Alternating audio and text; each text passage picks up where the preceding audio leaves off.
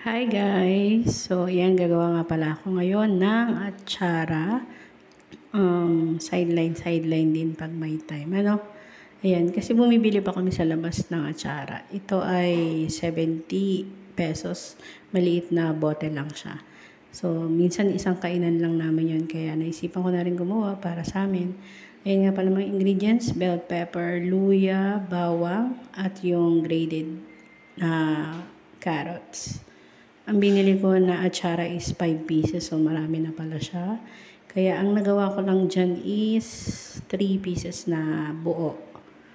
So, medyo mahal nga palang papaya ngayon. Kaya, yung natira is gagawin ko yan para sa tinola. Pwede yung papaya.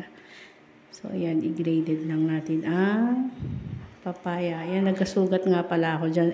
ML talaga ako, no? Nagkasugat ako dyan kasi ang talas talaga nung aking sa papaya. So, nilagyan ko siya ng asin. After nyan, is pipigaan mo siya. Guys, lalong-lalo na importante, pipigaan talaga siya.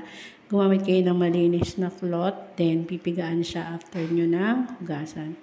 Kaya naglagay na nga pala ako dyan ng suka. Antayin lang natin siya mag-boil. Tapos after nyan, nalagyan mo siya ng asukal. Tapos yan, sama-sama na lahat at ihalo na yan. So, ready na yan na ilagay sa bottle or saan man na microwavable na pwede nyong ilagay sa ref. After nyan, papalamigin pa yan ha. Hindi basta-basta ilalagay kasi yung tendency na pwede siyang hindi mag-long last. Kaya, ayan, lagyan ko siya ng paminta. Hindi nga pala buo yung ginamit ko dyan kasi not available sa kusina.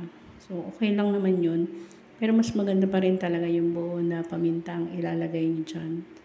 Kaya, ayan. So, ayan na nga pala ang aking atsara. Lalagyan na lang natin yan ng mga design. That's all.